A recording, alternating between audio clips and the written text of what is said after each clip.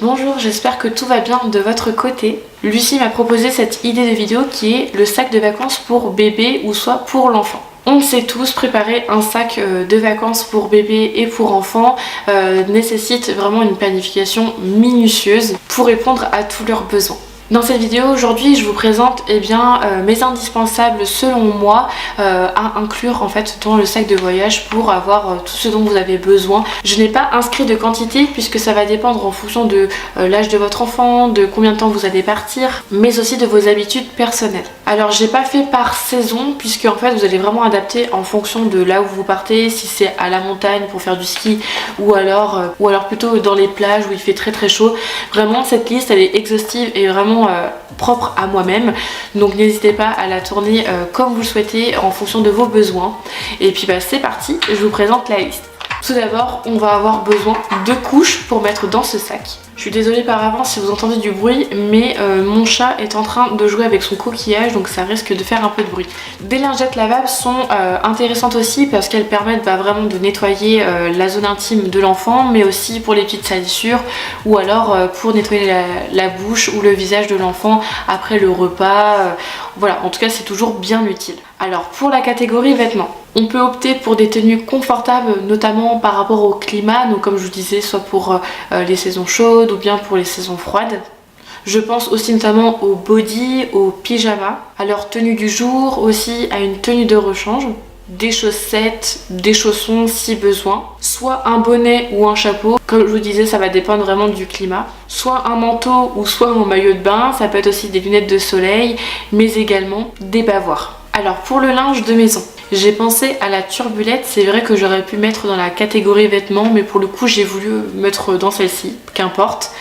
Un drap, ça peut être un plaid aussi si besoin en période où il fait froid. Des serviettes de bain, des gants, une cape de bain si besoin. Pour la partie alimentation, j'avais pensé aussi aux petits pots de purée, ça peut être soit industriel ou maison selon votre convenance. Ça peut être des laitages, donc yaourt, semoule au lait, ou alors soit ça peut être des petites crèmes à base de votre lait maternel. Ça peut être aussi de l'eau, des compotes. Un biberon si vous donnez le biberon à votre bébé avec du lait artificiel. Pour les enfants qui ont commencé la diversification alimentaire, vous pouvez soit amener des verres ou alors des gobelets, des assiettes, des cuillères, des fourchettes. Des sachets refermables parce que c'est toujours intéressant pour mettre notamment les gâteaux ou alors des fruits ou autres. Vous pouvez aussi apporter des gâteaux ou bien des cracottes ou du pain. Et notamment j'ai pensé à ça, mais c'est hyper intéressant, mais une gourde notamment durant le voyage ou durant en fait le séjour où vous allez aller, parce que c'est vrai que c'est toujours bien d'avoir ça sur soi. Alors pour la catégorie jouets et doudous, c'est vrai que je vais proposer plusieurs alternatives, mais vous allez vraiment opter pour les jouets que votre enfant ou votre bébé aime beaucoup en fonction de son âge aussi et en fonction aussi de ce qui va pouvoir le canaliser durant le voyage. Voilà, des choses vraiment qu'il apprécie. Tout d'abord les livres, moi je trouve que c'est hyper bien à emporter. Il y en a même des fois des tout petits, donc idéal pour le voyage. Il y a aussi des livres en tissu pour les tout petits qui sont intéressants à manipuler et aussi à découvrir. J'ai pensé aussi aux livres de coloriage parce que je trouve ça vachement bien et les enfants apprécient beaucoup. C'est vrai que même en dehors des voyages, si jamais vous faites une soirée au restaurant avec votre enfant, vous pouvez toujours amener un coloriage avec des crayons de couleur ou bien des feutres. Et bien ça permet aussi qu'il soit canalisé le temps d'attendre, parce que c'est vrai que les enfants ils n'ont pas autant de patience que nous en tant qu'adultes, ce qui est normal parce que leur cerveau n'est pas suffisamment à maturation. Sinon pour revenir aux jouets, il y a les hochets pour les tout petits, les jouets en silicone aussi qui peuvent être mis à la bouche et le fait aussi de découvrir l'oralité. Je rappelle aussi que la troisième main de l'enfant c'est la bouche. Il y a tellement de choses qu'il découvre par la bouche et ça offre plein d'avantages en fait pour son bon développement. Ça peut être des jouets empilés, des jouets aussi de manipulation, donc notamment les cubes.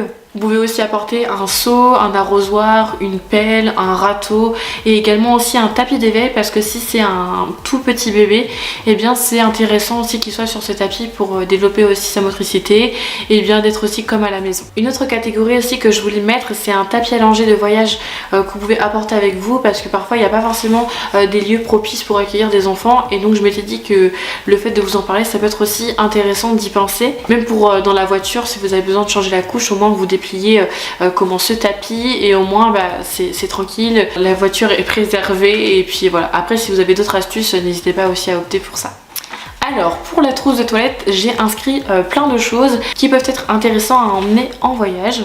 Donc j'ai pensé au thermomètre, mais également aussi à la crème solaire avec un SPF 50 ou voire 70, je sais plus le plus haut que c'est, mais je crois que ça doit être 70. Donc vraiment on protège au maximum la peau du bébé et de l'enfant. C'est hyper important, même pour nous en tant qu'adultes, hein. On n'y pense pas, mais les rayons du soleil vraiment peuvent abîmer la peau. Donc si on peut justement se protéger par rapport à ça, ça vaut vraiment le coup. Alors la crème solaire est conseillée plutôt vers l'âge de 6 mois du bébé, et avant l'âge de 6 mois ce qu'on peut faire, eh bien, c'est de mettre absolument, et dès qu'on peut en fait, mettre bébé à l'ombre.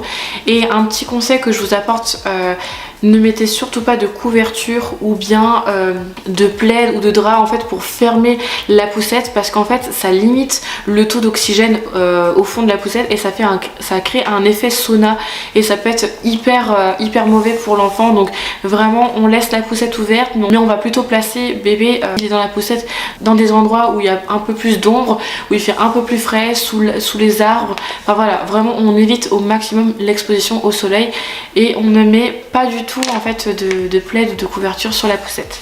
Pour d'autres questions relatives à la crème solaire, je vous invite à aller voir votre pédiatre. J'ai également aussi inscrit un antipyrétique, je sais plus comment ça se dit, mais en gros c'est le Doliprane. En tout cas on sait jamais, ça peut toujours être nécessaire d'en avoir un. J'ai également une crème aussi pour les fesses, pour l'intimité de l'enfant, si jamais il y a une rougeur et qu'on a besoin vraiment d'apaiser parce que l'enfant est inconfortable ou bien douloureux. On pense toujours à cette petite crème qui peut aussi sauver l'enfant. Également des pansements, du désinfectant si besoin. Vous pouvez aussi apporter de l'eau dans une petite bouteille pour nettoyer en fait l'intimité de l'enfant, ou alors une lotion, tout dépend de ce que vous avez vous voulez apporter. Pour le coup je n'ai pas inscrit les lingettes pour les bébés parce qu'il y en a, elles sont à base de parfum, et je trouve d'un point de vue personnel que ça abîme en fait l'intimité de l'enfant. Donc moi je suis pas pour, mais si vous voulez opter pour ça, c'est totalement ok. Il y a juste une marque que j'apprécie beaucoup au niveau de lingettes, parce qu'elles sont vraiment que à base d'eau, c'est les Water Wipes, et je trouve qu'elles sont vraiment hyper bien. Honnêtement je les ai testées sur moi-même aussi et je les apprécie beaucoup, elles sont vraiment agréables et on sent bien que c'est que à base d'eau, donc c'est vraiment appréciable. Alors on n'oublie pas non plus tout ce qui est essentiel, notamment le gel douche, le shampoing, soit une brosse ou un peigne, tout dépend de ce que vous utilisez pour votre enfant. Ça peut être aussi un coupe-ongle ou bien un mouche bébé ou bien alors une seringue nasale, et on y pense aussi bien sûr au sérum physiologique. Ah oui, j'ai oublié de le notifier aussi, mais ça peut être aussi un spray nasal si vous êtes beaucoup plus à l'aise avec ça. Ça peut être des mouchoirs aussi qui sont nécessaires, on sait jamais, ça peut toujours aider. Et pour finir, je vous invite à avoir quand même un anti-moustique au cas où, tout dépend des endroits où vous allez être. Des fois vous pouvez être sujet en fait à des piqûres de moustiques, et notamment vos enfants et bébés aussi. Donc en fait l'anti-moustique il va plutôt être adapté pour les enfants à partir de 2 mois. Si vous avez toutes questions relatives par rapport à ce sujet, n'hésitez surtout pas à aller consulter votre pédiatre ou bien votre médecin traitant.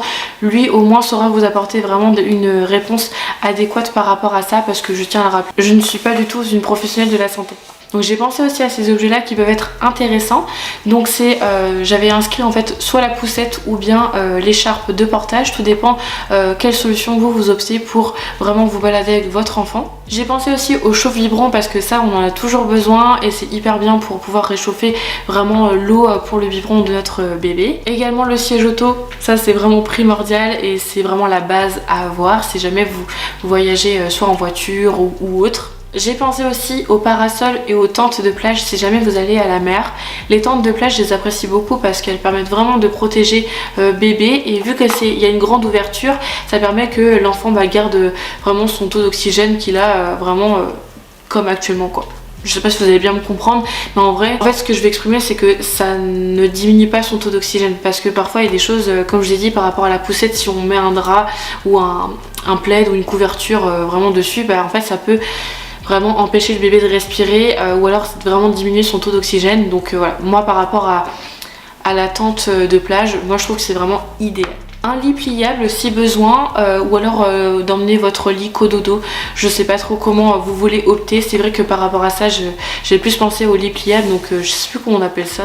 Et pour finir aussi, pour les repas, c'est vrai qu'on n'y pense pas forcément, mais pourquoi pas ramener une chaise haute si besoin, si on a déjà dans le lieu où vous allez être, bien voilà, il n'y a pas forcément besoin, ou alors soit vous pouvez positionner votre bébé sur vos genoux. Et si c'est un tout petit, bien vous pouvez opter pour le transat. Alors, le transat est hyper intéressant pour donner le repas, notamment si la diversification alimentaire a été commencée, ou bien pour que bébé puisse digérer son lait, et bien dans le transat, le temps que ça se passe et vous pouvez vaquer à vos occupations juste à côté. Donc voilà, je termine sur ces quelques mots. Donc n'oubliez pas vraiment d'adapter cette liste en fonction de vos besoins et également des besoins spécifiques à votre bébé ou à votre enfant. Et comme j'ai pu vous le dire aussi, mais en fonction de la destination de voyage où vous allez. Bien sûr, dans les commentaires, vous pouvez écrire les essentiels ou les objets qui manquent à cette liste pour pouvoir aussi aider d'autres parents qui regarderont cette vidéo. Et puis même pour moi aussi en tant que professionnelle de la petite enfance, parce que c'est vrai qu'il y a peut-être des choses qui me sont peut-être moins claires d'esprit, alors que pour vous ça coule de sens. Donc n'hésitez pas en tout cas à partager tout ça dans les commentaires. Je me ferai une joie en tout cas de vous lire.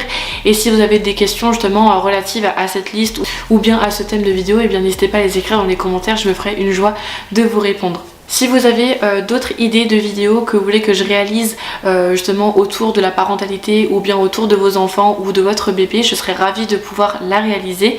Donc vous pouvez les inscrire dans les commentaires. Merci beaucoup pour l'intérêt porté à ma vidéo. Je vous souhaite en tout cas un très bon voyage. Et puis moi je vous dis à bientôt. Surtout prenez soin de vous.